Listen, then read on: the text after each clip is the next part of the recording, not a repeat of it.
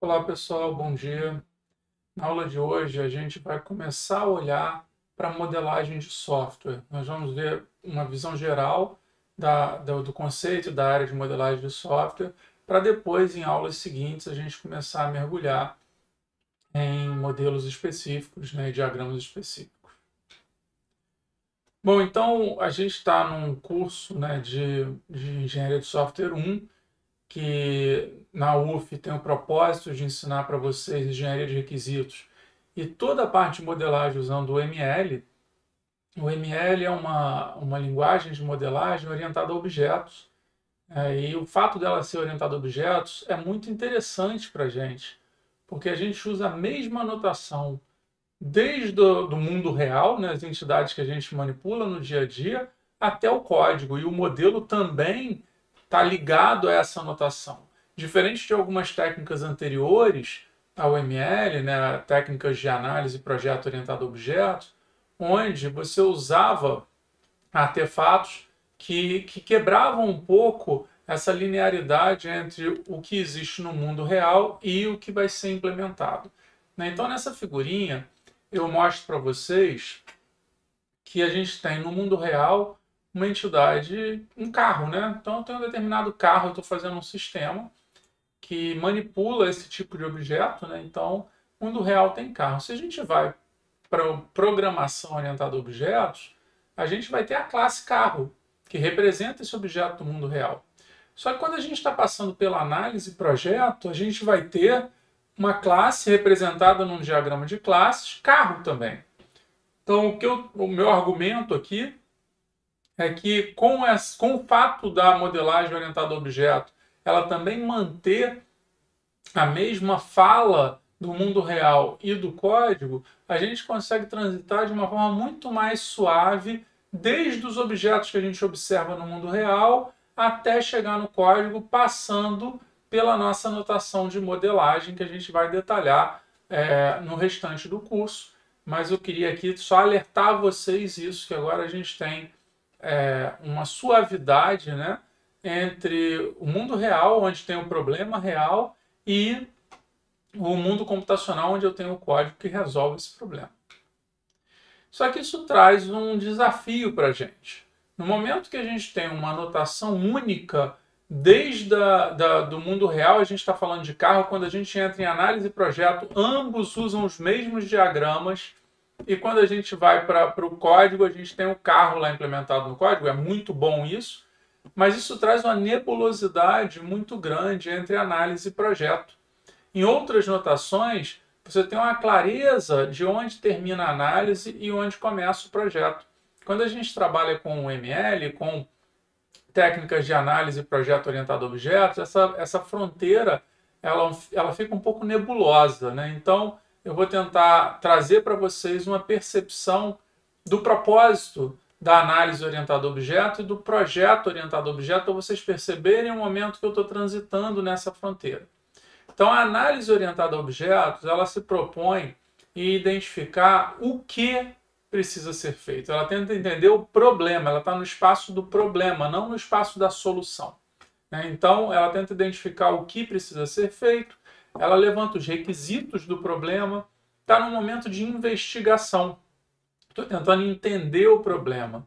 Já o projeto orientado a objetos, a gente fala que ele está no como. Eu já sei o que precisa ser feito, agora eu tenho que pensar em como fazer.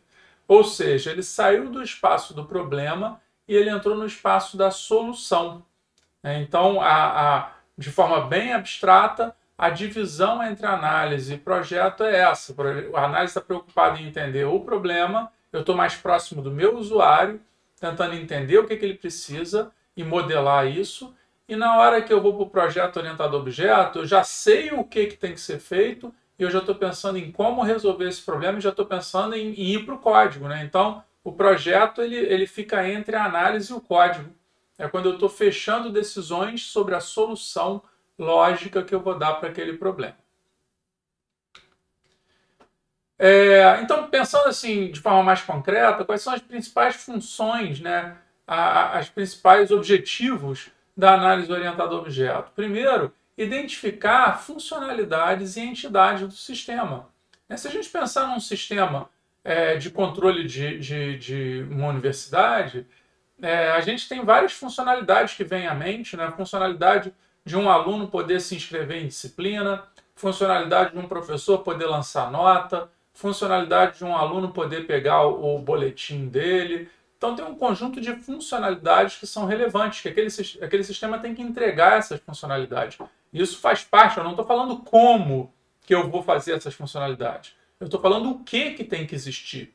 Então isso faz parte da análise orientada a objetos. Além da funcionalidade, a gente tem entidades. Entidades que em algum momento vão viabilizar, né, vão ser manipuladas durante a realização dessas funcionalidades. Mas quais são as entidades que fazem parte do problema? Eu não estou pensando na solução. Quando eu penso num sistema de universidade, eu sei que eu tenho professor, eu sei que eu tenho aluno, eu sei que eu tenho disciplina, eu sei que eu tenho turma, eu sei que eu tenho inscrição. Isso faz parte do que tem que ser olhado para eu fazer um sistema de controle de uma universidade, independente do como. Então, num primeiro momento, a análise tenta capturar quais são essas funcionalidades, né, e quais são essas entidades. Além disso, ela começa a pensar em abstrações adequadas para representar o problema, né? Então, eu sei que eu tenho um professor, eu vou ter que representar esse professor, possivelmente, como eu estou em orientação a objetos, como uma classe, né? E eu tenho atributos. Quais atributos são relevantes de serem capturados para representar um professor? Né? Então, tem vários atributos que são irrelevantes para o problema. Eles não deveriam ser capturados. Eu vou focar nos atributos que são relevantes. E nota que a relevância desses atributos está intimamente relacionado com as funcionalidades que eu estou capturando em paralelo. Então, vocês podem pensar que de um lado eu tenho as entidades, de outro lado eu tenho as funcionalidades. Só que o que me motiva de captura de atributos e das próprias entidades são as funcionalidades, né? Então, a análise passa por isso, para eu tentar entender quais são os elementos-chave do meu problema. No momento que eu conseguir capturar isso, no momento que eu tenho uma clareza de qual é o problema, quais são todas as funcionalidades que o sistema tem que entregar, quais são as entidades que colaboram para viabilizar essas funcionalidades, eu tenho isso mapeado. Eu vou começar a trafegar para o projeto orientado a objeto. Tem um livro do Greg Larman que ele posiciona o projeto orientado a objeto como a tarefa de atribuir responsabilidades para as entidades. Eu já tenho um monte de entidade identificada, né? O que pertence ao problema está identificado. Agora, eu tenho que dar uma solução para uma determinada funcionalidade. Eu tenho que falar como que aquela funcionalidade vai acontecer. Então, eu tenho uma funcionalidade de geração do histórico de um aluno. Como é que eu implemento essa funcionalidade, né? Isso é a preocupação do projeto. Antes de eu chegar no código, eu já estou pensando em como que eu vou atribuir essas responsabilidades. Eu vou ter um método em alguma classe que faz tudo, ou eu vou distribuir isso em várias classes. Por exemplo, eu vou virar para o aluno e vou pedir para o aluno a lista das disciplinas, eu vou virar para a disciplina e vou pedir alguma outra informação dela. Quer dizer, essa decisão de onde eu vou colocar a responsabilidade é a atribuição do projeto orientado a objetos. É no momento que eu estou decidindo qual método vai existir em qual das classes e qual método vai chamar qual das classes para entregar as funcionalidades do sistema. E novamente, agora eu vou pensar em abstrações, novamente, igual eu pensei na análise, só que agora eu estou pensando em abstrações para representar a solução. Então pode ser que surjam classes que não existiam na análise. Na análise orientada a objetos, eu tinha um conjunto de classes que representam o problema. Eu tenho o professor, eu tenho o aluno. Agora, na hora que eu estou fazendo o projeto orientado a objeto, pode ser que eu decida criar uma determinada classe responsável por representar um determinado cálculo ou algum passo importante na manipulação da impressora que vai imprimir um boletim ou alguma coisa assim. Então, é uma classe que é importante para o meu sistema, mas ela não representa o problema, ela representa a solução. E aí vão entrar várias, dependendo da tecnologia que eu decidi utilizar, vão entrar várias classes que são necessárias para viabilizar a comunicação com o usuário, através de uma interface web ou através de uma interface gráfica ou alguma coisa relacionada a dispositivo móvel. Então vai entrar muita coisa que não faz parte do problema, mas que é necessário para esse software funcionar. Então, basicamente, né, para a gente fechar essa parte com algo em mente, análise e investigação. Eu estou tentando entender o problema. Projeto, solução. Eu já sei qual é o problema e agora eu estou definindo como é que eu vou solucionar aquele problema. Uma coisa que é importante vocês terem em mente, algumas equipes partem direto da análise para a implementação, sem ter o projeto. Então, nota que na hora que eu faço isso, se eu tiver uma equipe de programadores de alta capacidade, né, com muita experiência, pode ser que eu saia com um bom sistema no final, que eles tomaram boas decisões. Nem sempre isso acontece, né? Então, no momento que eu abro mão de ter um arquiteto, de ter um projetista, de ter alguém entre a análise e o código, eu corro o risco de eu transferir, ir direto da análise para o código e eu ter programadores com pouca experiência ou com visões díspares e eu acabar tendo um código que pode até funcionar, mas que ele vai ser difícil de manter. Toda vez que tiver dar manutenção, eu vou ter que mexer muito no código, né? Então, e eu posso ter problemas sérios porque eu não tive alguém pensando na solução. A solução ela materializou meio ao acaso, acidentalmente durante a programação, isso tem um certo risco. Bom, e o que são modelos, né? Essa figurinha vocês já viram na aula de revisão de POO, né? Uma figurinha que remete à abstração, né? E modelos são abstrações. Modelos são abstrações da realidade, né? Quando eu penso no mapa, né? Qual é o mapa mais preciso que pode existir? O mapa mais preciso que pode existir é o mapa que representa tudo. Se ele representa tudo, ele é do tamanho do objeto que está sendo mapeado. E ele possivelmente perde utilidade, né? Então, quando eu tenho um determinado modelo, nesse exemplo do mapa, eu vou abstrair um bocado de coisa e eu vou focar no que é do meu interesse de modelagem, né?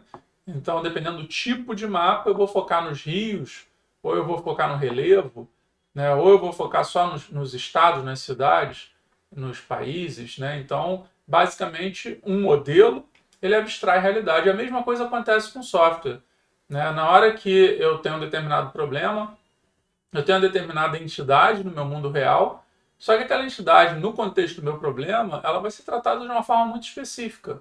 Então, se eu estou fazendo um sistema para uma veterinária, o gato ele vai ser tratado sob a ótica do que é relevante para essa veterinária. Aspectos que são relevantes para outros interessados não vão ser materializados nesse sistema para veterinária.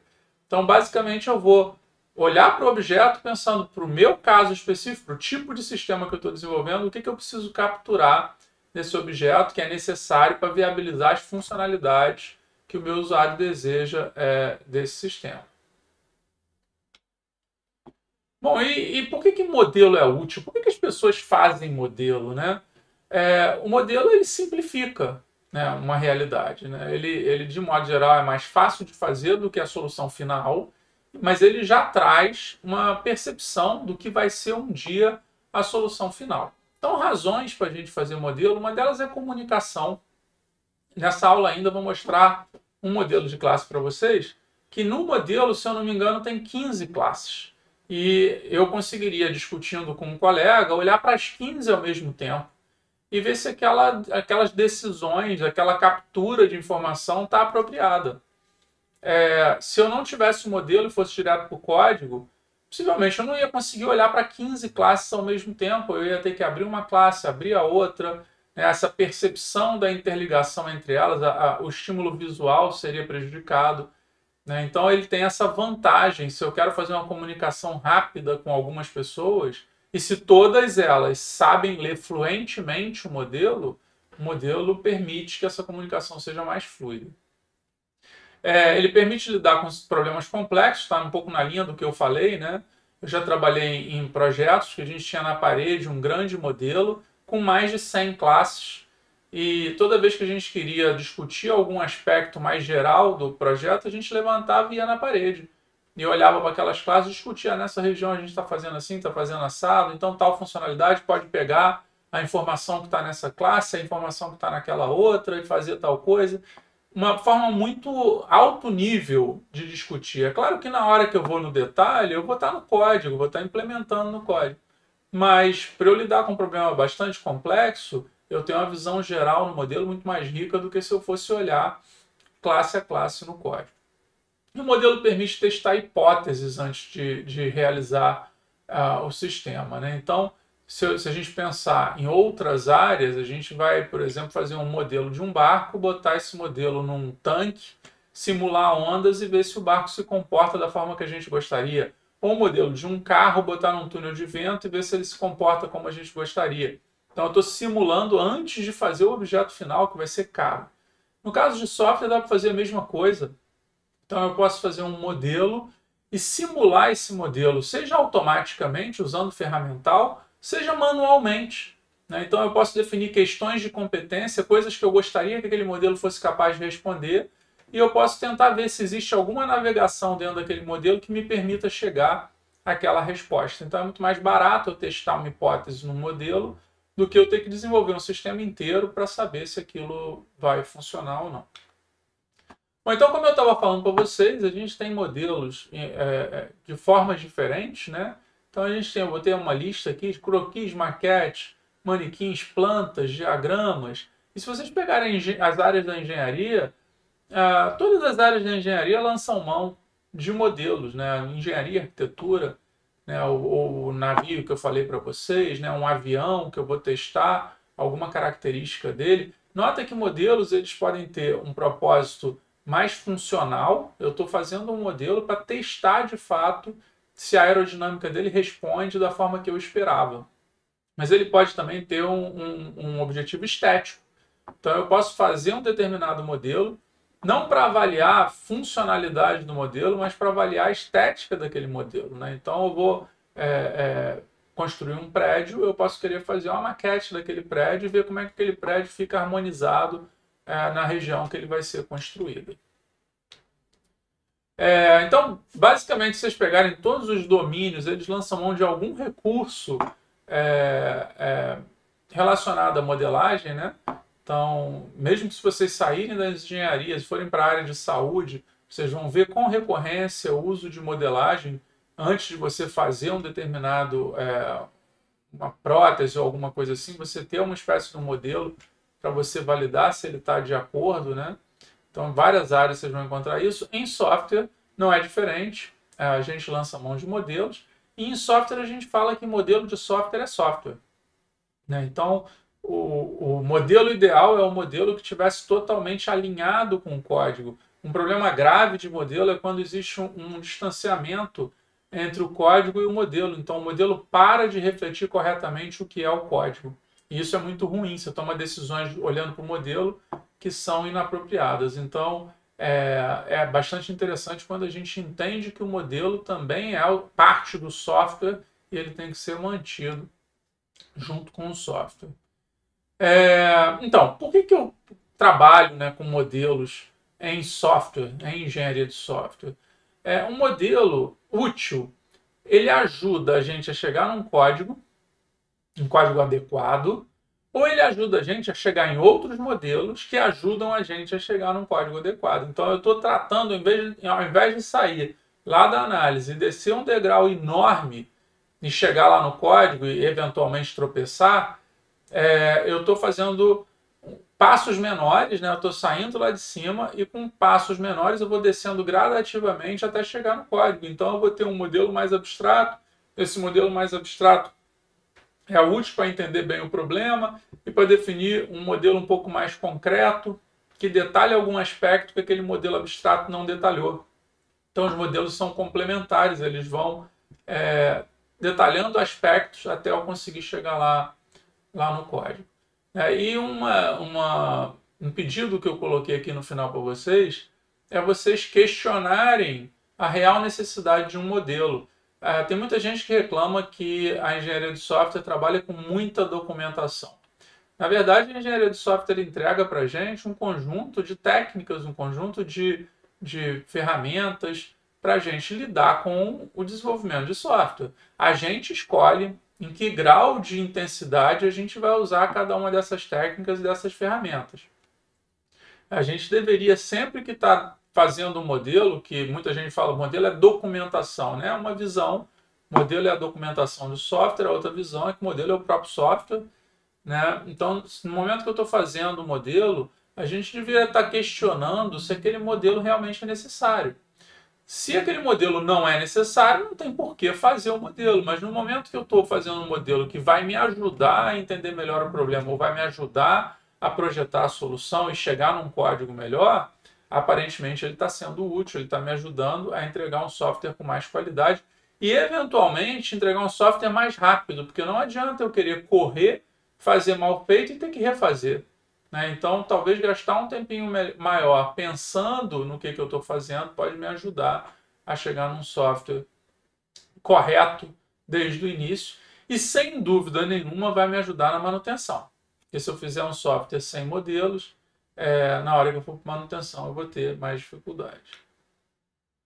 Bom, e eu falei de modelo, né? Mas qual é a diferença entre modelo e diagrama? Né? Um modelo, ele contém toda a informação que representa o problema e a solução.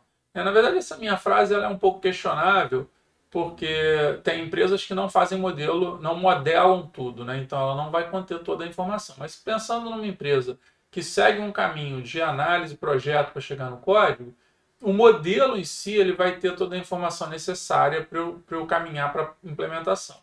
Agora, o diagrama ele é uma visão sobre esse modelo. Então, um modelo ele por si só, ele é uma coisa um pouco intangível, e os vários diagramas que eu crio ao redor dele me permitem enxergar perspectivas dentro desse modelo. Um diagrama de classes, por exemplo, mostra as classes que vão existir naquele sistema. Eu posso fazer diagrama de classe incluindo algumas classes e não incluindo outras, porque eu estou querendo olhar só sobre uma determinada perspectiva do sistema. Então, a mensagem aqui é que se tem algo num diagrama, você está olhando para um diagrama, se tem algo no diagrama é porque está no modelo. O diagrama só mostra o que existe no modelo. Mas se não está no diagrama, eu não posso inferir que não existe no modelo. Pode ser que exista no modelo e pode ser que a pessoa que diagramou optou por não mostrar aquela entidade naquele diagrama. Então, o que eu estou vendo existe. O que eu não estou vendo pode ser que não exista, pode ser que exista no modelo, só não está naquela representação diagramática. Bom, aqui eu coloquei um exercício, antes de ensinar modelagem para vocês, coloquei um exercício pedindo para vocês modelarem um sistema de agenda eletrônica, bem simplesinho, né? Um sistema que eu possa cadastrar pessoas, eventualmente posso pedir notificação do aniversário de uma pessoa, né? Então, acordei de manhã, a agenda me fala todo mundo que está fazendo aniversário naquele dia.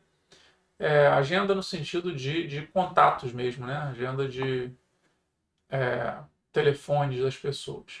Não é uma agenda de compromissos. Então eu queria que vocês tentassem modelar, não é escrever código não.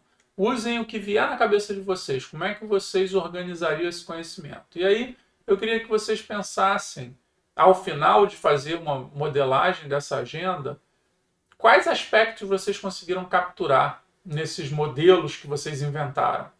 Vocês conseguiram capturar as entidades que vão existir no sistema, vocês conseguiram capturar os atributos dessas entidades, dessas classes, vocês conseguiram capturar as funcionalidades que vão existir no sistema, vocês conseguiram capturar como que essas funcionalidades foram materializadas, foram atribuídas do ponto de vista de responsabilidade nas classes, como elas interagem, esses métodos que foram criados nas classes. Então, tenta pensar um pouco o que vocês conseguiram capturar. Quais vantagens que essa anotação que você inventou, esse desenho que você fez,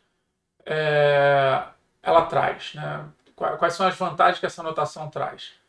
Quais são as desvantagens? O que vocês queriam ter capturado e a anotação não ajudou? Ou alguma coisa que não funcionou direitinho do jeito que vocês queriam?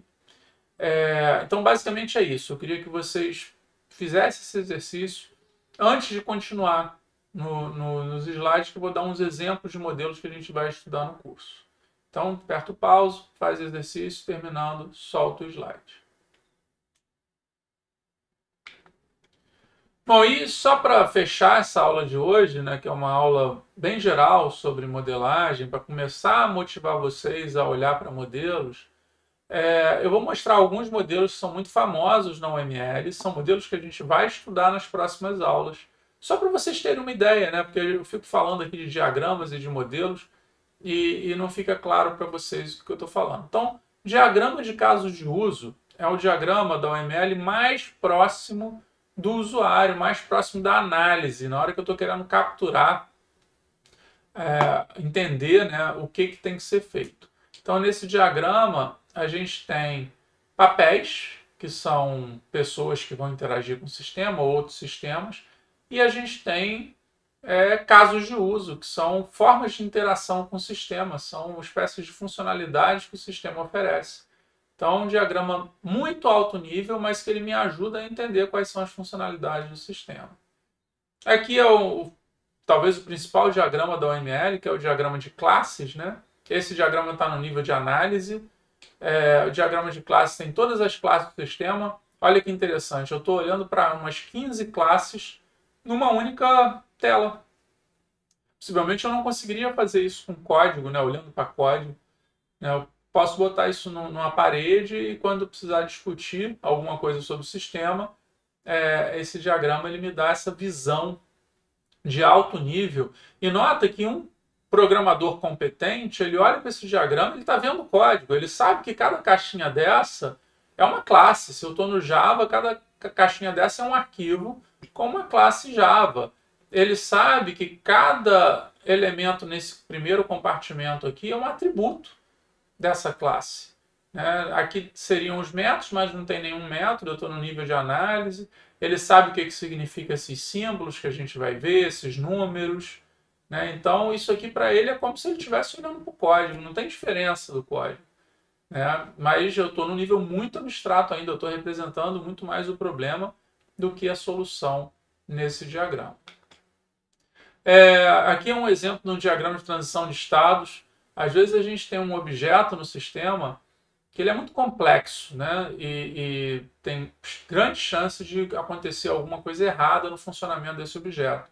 Então a gente pode querer lançar a mão desse diagrama para a gente entender em que situações que esse objeto muda de estado. A gente consegue fazer um mapa dos estados desse objeto. Isso ajuda na hora que você passar para alguém para implementar, ou você mesmo for implementar, você tem uma clareza melhor de como é que o objeto se comporta, o que ele responde e que estado que ele flutua nesse ciclo de vida dele.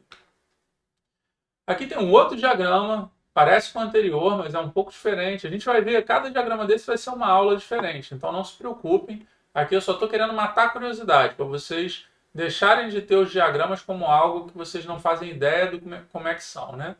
Aqui é um diagrama chamado diagrama de atividade, só que ele está seguindo uma notação muito específica chamada SPAN, que é uma notação para o diagrama de atividade voltado para a modelagem de processos. Então, o que ele está modelando aqui é um processo, processo específico num contexto. Então, eu estou fazendo um software para uma determinada empresa, eu posso querer capturar um processo onde as pessoas interagem com o software e eu tenho esse tipo de notação para poder fazer a captura desse processo. E aqui, por fim, é um diagrama muito próximo do código. Aqui eu já estou, quando eu lanço mão desse diagrama, eu já estou em projeto, eu já distanciei da análise, já estou em projeto.